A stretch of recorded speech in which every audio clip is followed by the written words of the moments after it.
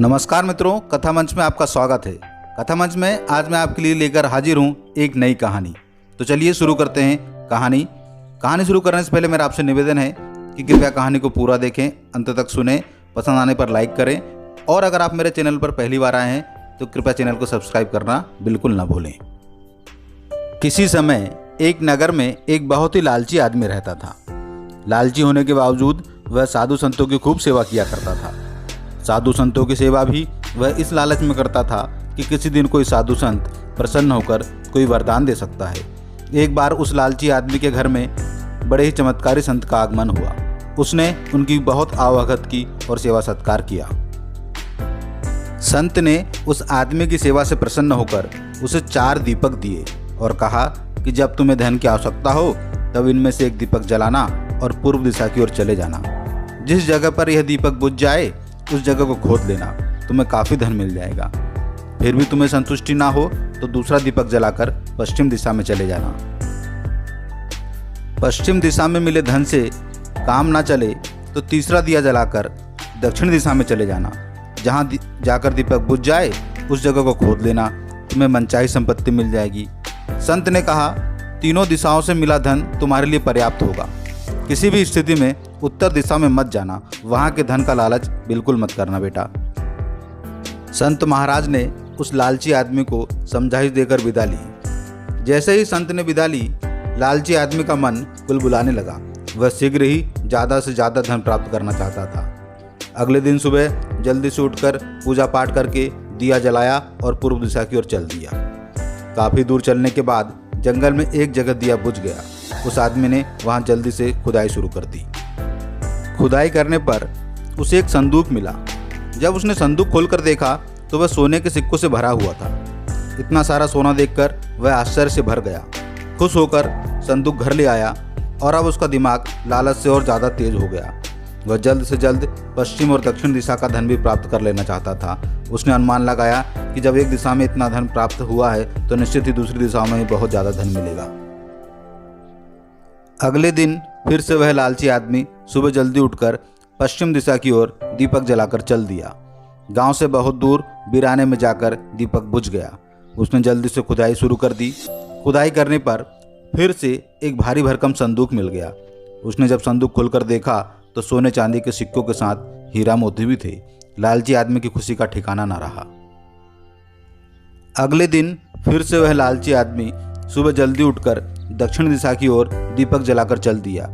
गांव से बहुत दूर नदी पार करने के बाद झाड़ियों में जाकर दीपक बुझ गया। उसने जल्दी से खुदाई शुरू कर दी। खुदाई करने पर इस बार लालची आदमी को फिर से एक की जगह 4 भारी भरकम संदूक मिले, जिनमें सोना चांदी के आभूषण, हीरा जवाहरात, मोती आदि सामान भरा हुआ था। लालची आदमी की तो वह वारा हो गई। इतना धन देखकर वह बस पागल ना हुआ। अब तीनों दिशाओं का धन प्राप्त कर लेने के बाद लालची आदमी सोचने लगा, जब 3 दिशाओं में इतना धन मिला तो जरूर ही उत्तर दिशा में भी भारी भरकम धन होगा। तभी तो संत महाराज ने जाने से मना किया है। उसने सोचा, अगर उत्तर दिशा का धन भी मिल जाए तो कितना अच्छा होगा। उसने संत को दी गई समझाइश को नजरअंदाज किया और अगले दिन सुबह चौथा दीपक लेकर उत्तर दिशा में जाने का निश्चय कर लिया।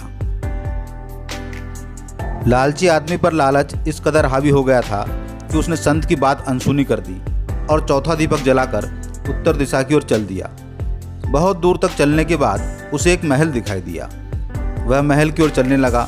महल के मुख्य दरवाजे पर जाकर उसका दीपक बुझ गया। संत ने चौथे दीपक के बारे में कुछ नहीं बताया था, इसलिए लालची आदमी दीपक बुझने के बाद दरवाजे से महल के अंदर चला गया। महल के अंदर जाकर देखता है कि अलग अलग कमरों में खूब सारा बेशकीमती माल पड़ा हुआ है। किसी कमरे में आभूषण तो किसी में साजो सामान, शाही शानो शौकत के सब साधन महल में मौजूद थे, लेकिन वहाँ रहने वाला कोई दिखाई नहीं दे रहा था। तभी उसे एक कमरे से चक्की चलने की आवाज़ आई। उस तरफ कमरे में जाकर देखता है कि एक व्यक्ति चक्की चला रहा है। लालची आदमी ने चक्की चला रहे आदमी से पूछा, भाई तुम कौन हो? यह महल किसका है? क्या तुम ही मालिक हो? ये चक्की क्यों चला रहे हो?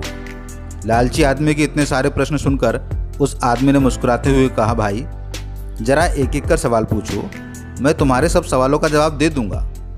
जरा ये चक्की तो चला लो, मैं थोड़ी सांस लेकर तुम्हारे सब सवालों का जवाब देता हूँ। लालची आदमी झट से बैठ गया और चक्की चलाने लगा। पहले से चक्की चलाने वाला आदमी जल्दी से उठा और जोर जोर से हंसने लगा। लालची आदमी उसे आश्चर्य से देखने लगा और चक्की बंद ही करने वाला था कि पहले वाला आदमी जोर से चिल्लाया, नहीं नहीं नहीं, चक्की बंद मत करना। अगर तुमने चक्की बंद की तो यह मायावी महल भरभरा कर गिर जाएगा, जिसमें तुम भी दबकर मर जाओगे। इस महल का अस्तित्व इस चक्की के चलने तक ही है। अगर तुमने चक्की बंद की तो महल गिरा। लालची आदमी कहने लगा, तो फिर संभाल अपनी चक्की और जाने दे मुझे यहाँ से। आदमी अट्टहास करके हंसने लगा और कहने लगा, पागल समझे है क्या मुझे? इतने सालों के बाद आज तो मुझे छुटकारा मिला है और तुम कहते हो कि फिर से चक्की चलाने लगूं? अब तो तुम्हें चलाना पड़ेगा चक्की, जाने कब तक। लालची आदमी गिड़गिड़ाने लगा और कहने लगा, मेरे पास बहुत सारा धन है, तुम चाहे जितना ले लो, लेकिन इस चक्की से छुटकारा दिलवा दो। उस आदमी ने कहा, धन तो मेरे पास भी बहुत है, लेकिन अब तो वो मेरे किसी काम का नहीं। लालची आदमी रोते हुए कहने लगा, भाई अब मुझे यहाँ से छुटकारा कैसे मिलेगा? उस आदमी ने कहा कि तुम्हारे और मेरे जैसा कोई लालची आदमी उस चमत्कारी संत की बात को नहीं मानेगा तो जरूर लालच के जाल में उलझकर यहाँ आएगा, तभी तुम्हें यहाँ से छुटकारा मिल सकता है। लालची आदमी रोने लगा और उस आदमी से पूछा कि अब तुम यहाँ से जाकर क्या करोगे? उस आदमी ने कहा कि सारी दुनिया को बताऊंगा कि लालच बुरी बला है।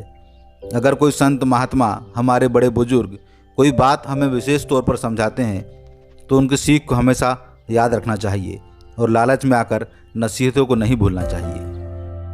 तो मित्रों, ये थी आज की कहानी। उम्मीद है आपको पसंद आई होगी। पसंद आई तो कृपया लाइक करें और मेरे चैनल को सब्सक्राइब करना बिल्कुल ना भूलें। देखने के लिए धन्यवाद।